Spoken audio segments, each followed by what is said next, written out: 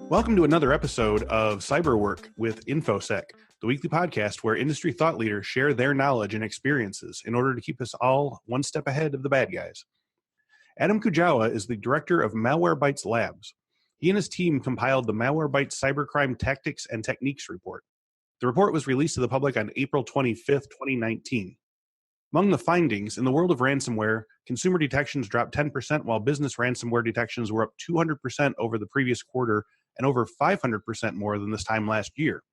Trojan malware has gone up over 200% from the previous quarter and almost 650% from the same time last year.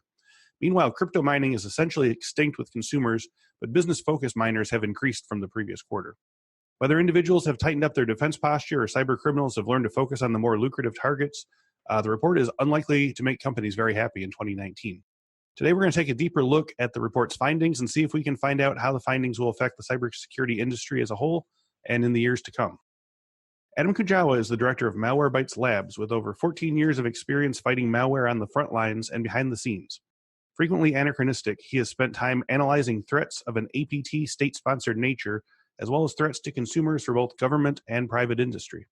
In addition to research and analysis, he has provided conference talks and developed technical courses on topics from basic to advanced malware analysis, malware evolution, and threat intelligence. Adam, thank you so much for being here today. Thanks a lot, Chris. Thanks for having me. So to start at the very beginning, how long have you been working with Malwarebytes? And before that, when did you get interested in cybersecurity? I've been interested in cybersecurity either in one aspect or another since I was a kid, basically. Wow. I wanted to get all those hacking exposed books and, be like the characters in the Hackers movie.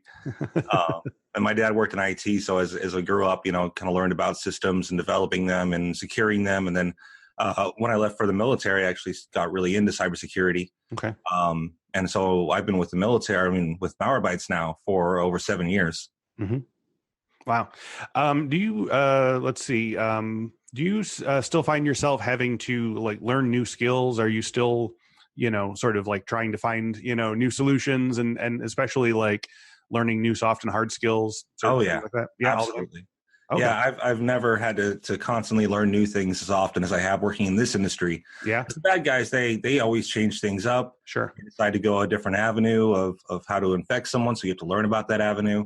Or learn how this particular malware works, and they're constantly evolving their attacks. So it's a constant, you never stop learning, basically. Yeah. So since part of the focus of this show is people who are interested in cybersecurity from a job and career perspective, what are you think some of the soft and hard skills that have been most helpful to you in this role? Well, one thing that there's a lot of people out there who are technical. Mm-hmm. There's a lot of people out there who are non-technical. If you're able to find somewhere in between where you can do technical analysis work, if you can contribute to intelligence work and investigations, and then also be able to put that in terms that normal people understand, or not even just normal people, but C-level executives or right. customers or things like that, then that's a really valuable skill in this industry. I could tell you that personally. Mm-hmm. So let's move to the Malwarebytes report here. How was the data compiled, and how long have you been compiling data and crunching the numbers for this? Well, this is, I'm losing count of how many times we've done this report, but every quarter we do this report for the last, since basically the beginning of 2016. And we compile the data. It's basically telemetry from our endpoints throughout the world. Okay. We compile those from our business customers, for our consumer customers, where they're located, identified trends and stuff. And we take that, we combine it with what we've seen from our honeypots and our systems that collect malware automatically. And then we also kind of run that through our own analysts and researchers and their experience and what they saw and create a narrative around that. So the whole point of the report is just to identify trends and be able to try to see what's coming next. So going back to, job functions and stuff, what members of your team actually do the work of compiling the data? What sorts of positions, within your company are in charge of all this data and making it into something usable for the public? Yeah. Well, big data is a big part of cybersecurity these days because of so much malware. You got tons of information from logs and everything else. So we have our own dedicated data science department. And those guys are their whole job is to make sure that we get all the data that we need from our telemetry and are able to present it to the rest of the company in a way that makes sense. I work with them very closely because it's, you could see the stats and they'll come talk to me and say, have you seen this? Does this look legit? And like, yeah, let's investigate that further. So it's a really cool relationship, but that is becoming more and more in demand in this industry, is knowing how to do big data, data analysis and things like that. So of the many changes that came up in the report compared to last year, and there's some really surprising numbers, which finding did you find the most troubling and why? The fact that we see such a huge shift toward business infections is pretty troubling to me. Seeing a decline in the consumer side of detections, which also is something I've never really seen before. Yeah. Of all the years that I've been working with Malwarebytes, I've only seen our detections of consumer malware go up and up and up every year. So seeing this kind of drastic shift in the intent and the tactics and techniques of cyber criminals is definitely alarming. It's far more of a jump than I think we would normally expect from cyber criminals. Mm-hmm. But this happens every once in a while. You'll have a bunch of really kind of cheap or copycat malware, and then every couple of years, someone comes along with something that changes the whole game. Wow. So let's start with the consumer stats rather. A cursory read of the report suggests that consumers are not as extensively targeted as companies, and that ransomware against individuals was down 33%. So what, like you said, this is a really surprising number, but what do you attribute these changes to? Can you sort of extrapolate from the data what's going on there? So there's a bunch of new families out there that are, well, not new families, they're old families like Emotet and TrickBot that have added new functionality, basically the same exploit capability of WannaCry and NotPetya, those stolen NSA exploits, Eternal Blue, Eternal Romance.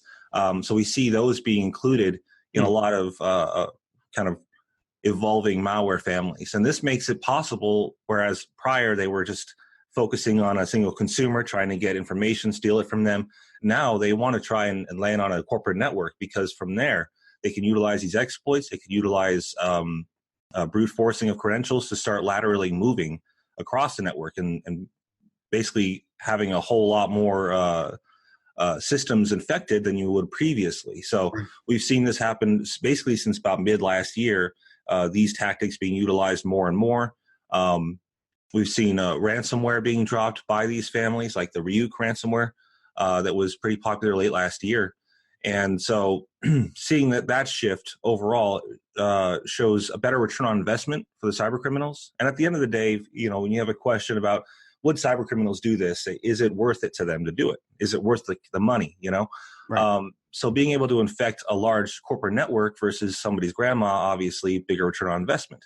You can get access to user data from multiple users. You could steal IP information if you want, or you could just ransom it if you feel like it when you're done with everything.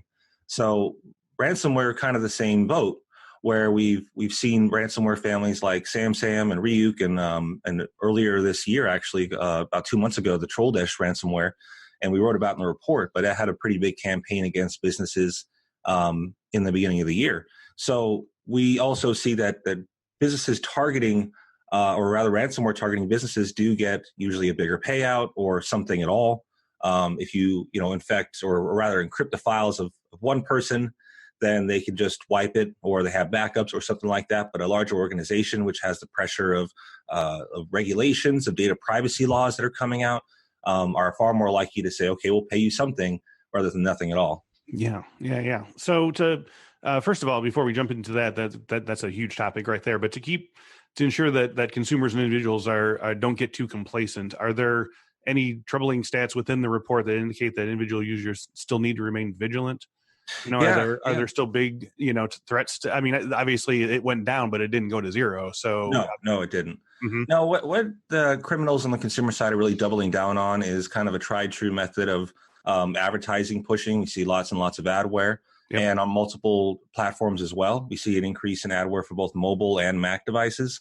And this adware, obviously adware doesn't sound like the most horrible thing in the world, but when you realize what it's doing to your system and the potential danger it puts you in, by pushing advertisements to you or redirecting your search to some other search engine, those things could be loaded up with exploit kit scripts. They could really do a lot of damage. And in fact, we saw during what I like to call the crypto mining craze, which is about October 2017 to about June 2018, Okay. where pretty much all malware distribution we saw was related to crypto mining in some way. Hmm. A lot of adware families that we'd seen in the past were dropping crypto miners on systems. Mm-hmm. So like I said, these things are pretty dangerous. And of course, there's still ransomware that we do see. There's a family called GanCrab, which was more prominent last year. We haven't seen a lot of activity coming from it this year so far, but considering it evolved like 7 times last year and actually does really good encryption, correctly, as a very dangerous piece of malware. I would be surprised if we didn't see it again this year, and probably in greater numbers. And that has almost exclusively gone after consumers. So we're not completely out of the, out of the fire here. Yeah, that's just something to remind our listeners. Obviously, the enormous rise of Trojan malware in recent times, like you said, it's up 200% from last quarter and 650% from this time last year. It's clearly suggests that this is the new preferred method of transport for malware. I mean, you mentioned a little bit about the rise of the different sort of malware families and ransomware families, but what do you think triggered this huge jump? Do you think it really is just more attractive targets, or was there sort of a jump in number of hackers or availability of certain softwares? Yeah. Well, I mean, the 650, obviously a huge number, but also consider the fact that back this time last year, we were dealing with lots and lots of crypto miners. Oh, right. Okay. So that number does make sense. Changing their focus a little bit then. Yeah. Huh? They're changing their focus a little bit then? Yes, absolutely. So yeah, the move toward businesses, the move toward more transport malware, like you said, or information stealers. Some theories we have are that with laws like GDPR, and I think California's got their own privacy law they're setting in state. A lot of places are doing this. Yeah. So we expect that data is going to be a bit more difficult to get your hands on if you're a cyber criminal. And data does have an expiration date, credit card numbers, addresses, things like that. So yeah, we think that it's kind of a push toward making sure that they can get information or access to information if they need it to sell it on the black market. But also it just seems to be a big push to kind of rebuilding botnets, to establishing footholds in large networks. And Trojans are perfect for that, for sneaking in on stuff like that, because they're usually quiet. And a lot of these Trojans that we have been seeing, you can almost say that they're a hybrid. They have Trojan, spyware, worm functionality in some cases. And we're seeing more and more malware like this that doesn't really fit into a box anymore, where it can do, like Emotet used to be what we called a banking Trojan. And so all it would do was infect the system and then wait until you logged into your bank account and then steal that form data. But now Emotet lands on the system. It has its own built-in spam module. So it searches your contacts for other people in your network and then sends out spear phishing emails to them. And then it's able to install additional malware and start laterally moving through the network. So that's a lot more functionality than just stealing form data. And like I said, we see more and more malware moving in this direction. So it's getting a little more supple and a little less sort of brute forcey than it was back then. And with more powerful systems that users are using or businesses are using, that makes the malware itself more capable of doing things. Because if you go back to like Windows 98 or even Windows XP, and you saw a remote access Trojan that was maybe 10 megs, and it was making a beacon every 2 seconds, I mean, you would probably notice that on XP. You would notice that things were running sluggishly, or that you got way too much network traffic. But with Windows 10 and modern operating systems, that is a drop in the bucket. And as far as how much network activity is constantly going on with newer Windows operating systems, it's hard to find much of anything. So that really makes it possible for the bad guys to evolve, because they know they're dealing with better hardware now. I mean, do you have to retrofit, or obviously you're constantly making changes to Malwarebytes and stuff, but was that like a big change to sort of look for more sort of the ability to detect more subtle, Trojans and malware like that? Yeah, I mean that's we have we've had anti-rootkit functionality for quite a few years. It was one of the things that we first developed after kind of developing our main engine, and because we're dealing with families like Zero Access, SpyEye, they're all rootkit Trojans that were able to do really nasty things. So we see the same kind of functionality being utilized within these malware families as well, but we've got the technology to stop it. But one thing that I would definitely say we're moving toward overall is more behavioral detections, greater use of like machine learning, training AI in order to detect anomalous behavior. Because the malware itself, it's not like it was 10 years ago where maybe you get a new family a week or a month. I mean, it's constantly coming out. There's new variations of it. And if we have the technologies to utilize, AI and advanced analysis systems to identify something that's weird on a system, then the bad guys have the same capability theoretically to utilize that same software or that same technology in order to make their attacks more effective and be able to roll out, new versions of the malware faster. Now, I wanted to jump back to you said something before about crypto mining, as there was the sort of, I don't know if you said the golden age of crypto mining or the crypto mining craze. The crypto mining craze. So what caused the crypto mining craze to sort of break and sort of pull back? Like, was it they were just like throwing everything against the wall and they weren't finding it was working, or why? Well, it all started because the value of Bitcoin shot through the roof, and by like November, December of 2017, it was worth like $16,000-$17,000 or something per Bitcoin. So that the bad guys were like, "Hey, this is a perfect opportunity. Let's go mine some Bitcoins." But as time went on, it became more difficult because you had a lot of people involved in the mining process, and as some professional miner people tell me, that the more people you have doing that, the more that the numbers have been crunched by more individuals, the harder it is to actually earn anything from doing the number crunching and actually running a miner for Bitcoin. There are other families out there. Monero was very big and popular because it was being used for drive-by mining attacks, or clickjacking, as a lot of people like to call it. Okay. But yeah, with the rise of the Bitcoin value set it off, and then the fall of it led to its decline. And you can almost put up a chart of the value of Bitcoin and see the trend lines going up and down. And the same thing with our detections of Bitcoin miners, was up and down. It's not completely synced up, but you could definitely see where the inspiration comes from. And that it became less and less of a return on investment for them, so they went back to doing the old stuff. Yeah, so it's all the trends seem to be chasing the money, it seems like. That's always what it is. And things, they go in circles in the cybercrime world. We see stuff come back again. And this is probably not the last time we'll see a Bitcoin craze or, cryptocurrency craze. I hope it's going to be a while. I mean, at the same time, like, people just getting infected with miners is one thing versus getting infected with like information stealing Trojans, but it still is a big concern. It can cause a lot of system degradation. And then my biggest concern is, if they were able to get a miner on your system, what else can they get on your system when they're done with the miners? Yeah, right. Right. So what are some preventative steps do you recommend for companies to take on a business hiring level with ransomware Trojan / crypto mining on the rise? Should these findings and general trends affect how enterprises structure their security departments, number of people they hire, what they're hiring them for? Absolutely. What I like to recommend is that people take some inventory of their data, their most valuable data, because at the end of the day, like I said, the bad guys are after the money. So they want the money data, the data about that they can sell, that they can use, customer information or whatever else. Find that data in your network, identify it, segment it from your rest of your network, and add it behind another layer of protection. Now, we really recommend layering up on defenses, on protections, having that functionality which looks for just anomalous things. It doesn't necessarily need to say, I found this particular attack, but that there's an attack going on, do something about it.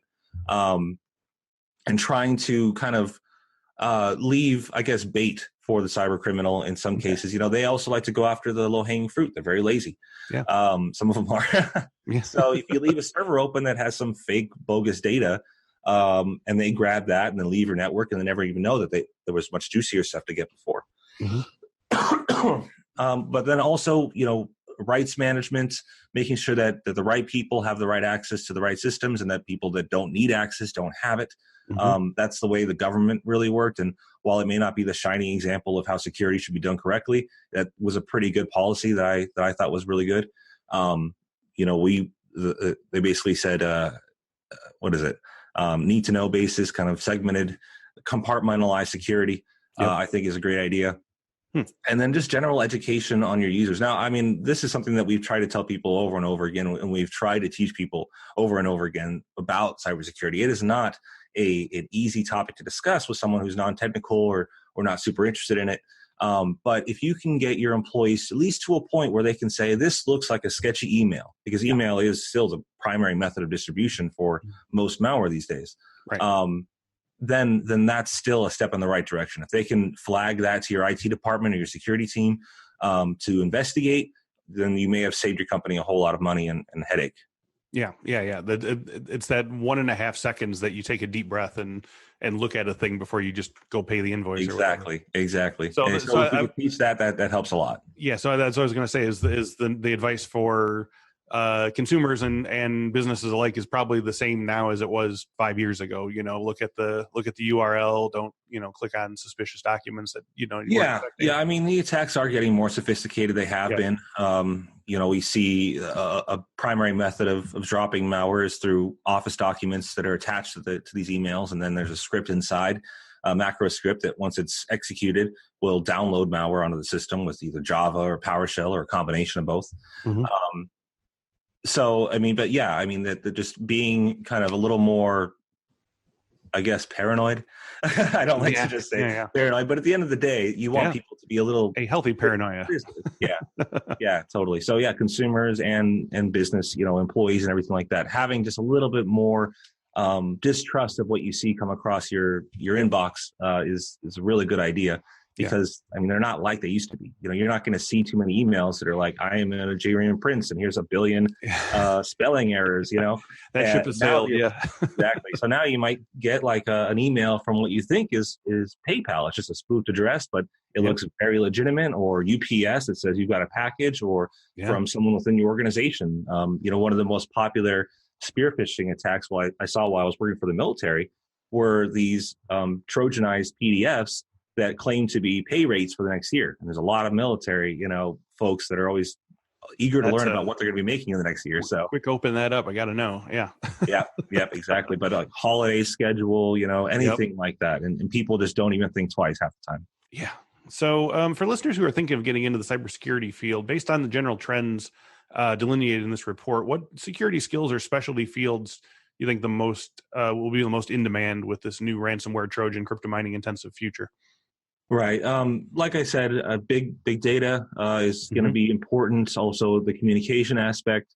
We're at a point where there really isn't a lot of time for reverse engineering every malware you come across. So while reverse engineers are highly sought out, and I reverse engineer myself, it's a good skill to learn. It's difficult, but once you get it, then it really opens up your eyes to what's actually capable with malware. But a lot of companies, they don't have the time, or they have automated systems that just automatically spit out, this is what the malware does. Here's how we protect against it, or here's what you should do in order to protect against it. So that's not as in demand, but definitely development. If you don't know a programming language, learn one. Perl, not Perl. Everyone hates Perl. Python. There you go. Plus if you can. Yep. But those are just kind of basic things. Understanding Windows internals is also very important. And I'm just kind of listing off college courses I took, But basically, if you can understand the landscape and what's possible, then you already have a huge step up than anybody else, because at least then you can speak intelligently about things that happen. And this industry constantly changes, like I said. So I can't read a book about Trojans today and expect that the information is still going to be relevant tomorrow. Right. Sometimes. Yeah. Oh yeah, for sure. Yeah. So that's definitely an issue. Okay. But overall, education, just kind of absorbing things and getting a sense, an idea of the landscape itself, rather than focusing too much on the individual skills, because I guarantee you'll have to learn new ones eventually. Constantly.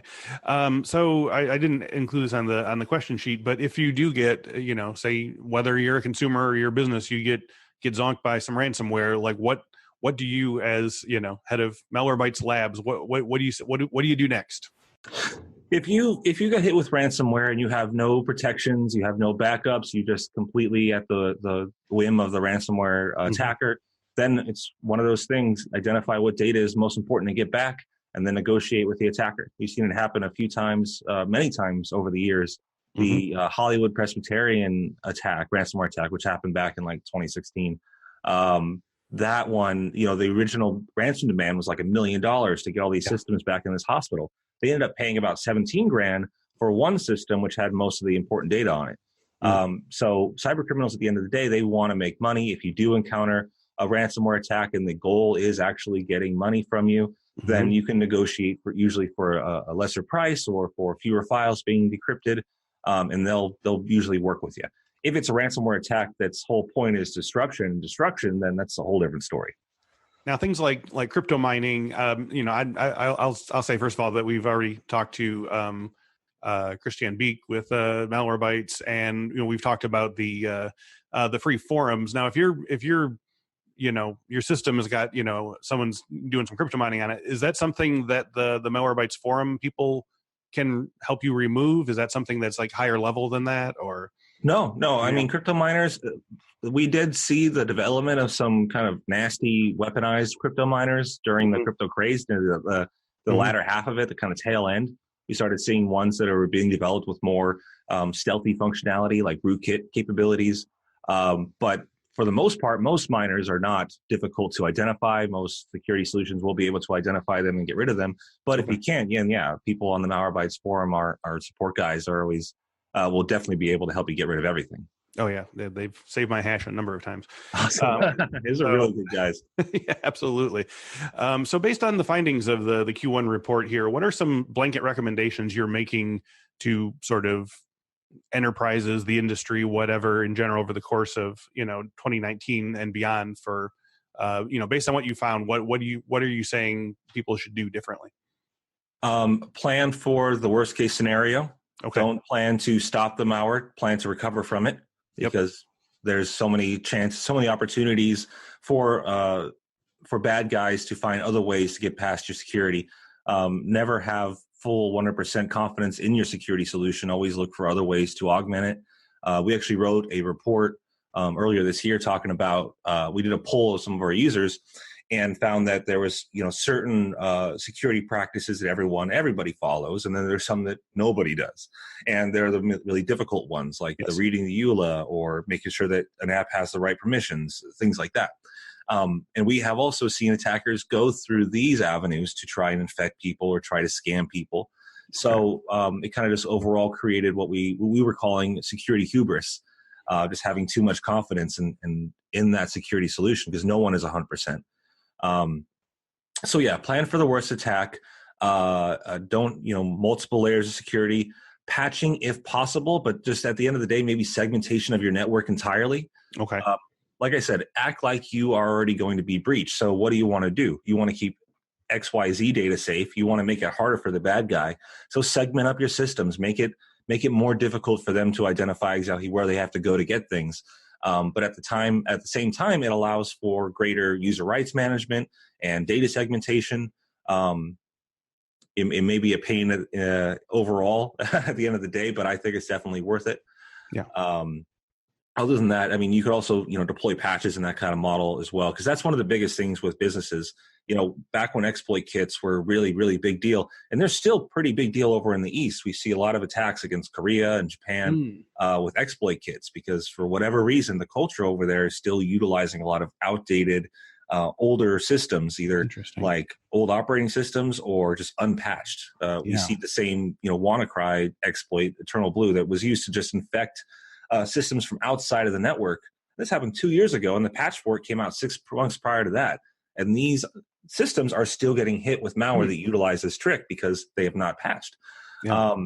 But that also, comes down to, if you're a large organization, you can't necessarily roll out patches across the board without breaking something. So network segmentation may be another solution, where you could say, I rolled out the patches on this group of systems, and I know that it works fine. And, it's kind of your test bed. That's fantastic. Adam Kujawa, thank you very much for your time today. Thanks a lot, Chris. Really appreciate being here, man. And thank you all for listening and watching. If you enjoyed today's podcast, you can find many more on our YouTube page. Just go to youtube.com and type in cyber work with InfoSec to check out our collection of tutorials, interviews, and past webinars. If you'd rather have us in your ears during your workday, all of our videos are also available as audio podcasts, including this one. Just search cyber work with InfoSec in your favorite podcast app.